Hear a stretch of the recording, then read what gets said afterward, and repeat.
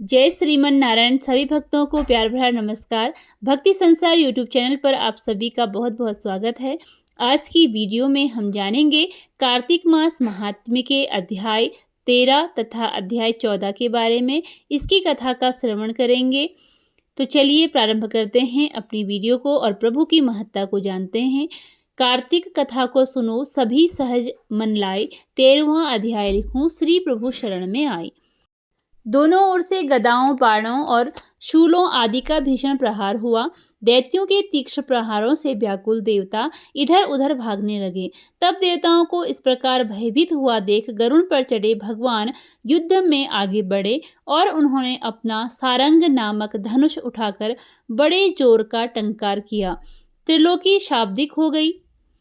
पल मात्र में भगवान के हजारों दैत्यों के सिरों को काट गिराया। फिर तो विष्णु और जालंधर का महासंग्राम हुआ। बाणों से आकाश भर गया। लोग आश्चर्य करने लगे। भगवान विष्णु ने बाणों के वेग से उस दैत्य की ध्वजा, छत्र और धनुष बाण काट डाले। इससे व्यथित हो उसने अपनी गदा उठाकर गरुड़ के मस्तक पर दे मारी। साथ ही क्रोध से उस दैत्य ने विष्णु जी की छाती में भी एक तीक्ष्ण बाण मारा। इसके उत्तर में विष्णु जी ने उसकी गदा काट दी और अपने शारंग धनुष पर बाण चढ़ाकर उसको बीधना प्रारंभ किया। इस पर जलंधर इन पर अपने पैने बाण बरसाने लगा। उसने विष्णु जी को कई पैने बाण मारकर वैष्णव धनुष को काट दिया।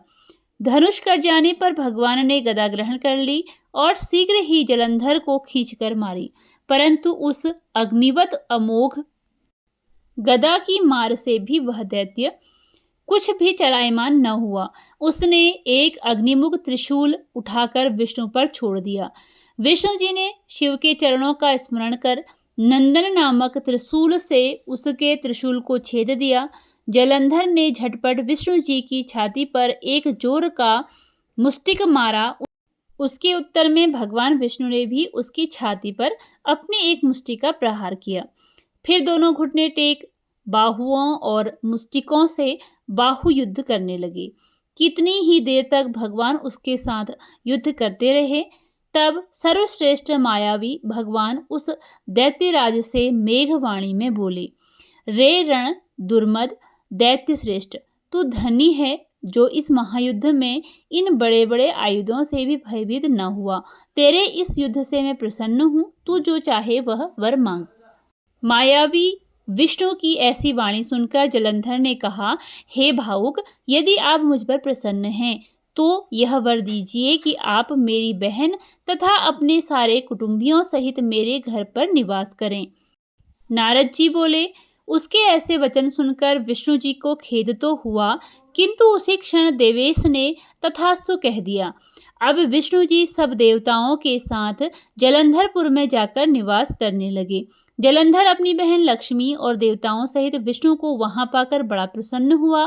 फिर तो देवताओं के पास जो भी रत्नादि थे सबको ले जलंधर पृथ्वी पर आया।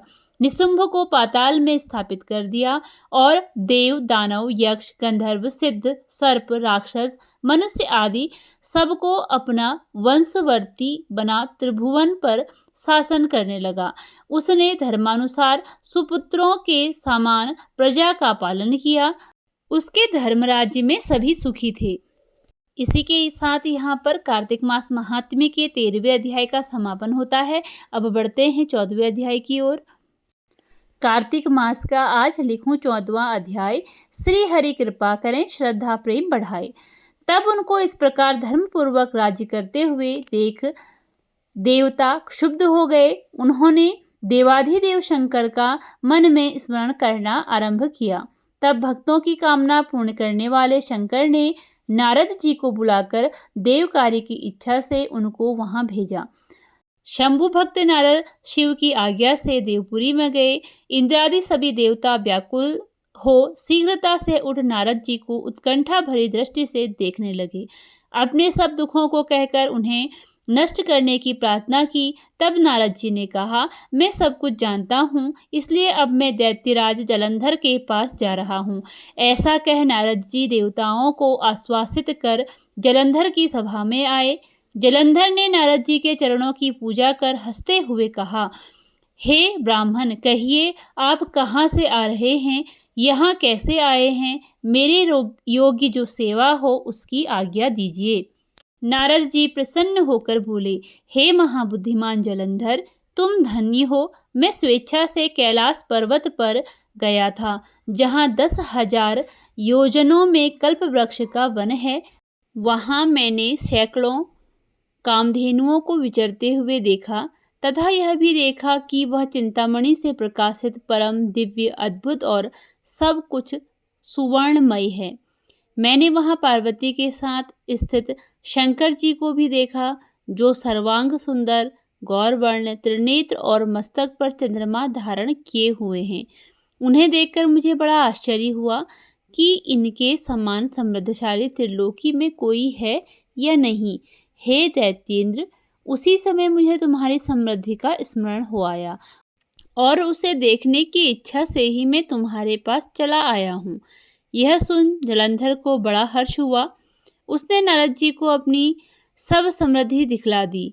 उसे देख नारद ने जलंधर की बड़ी प्रशंसा की और कहा कि निश्चय ही तुम त्रिलोकपति होने के योग्य थे।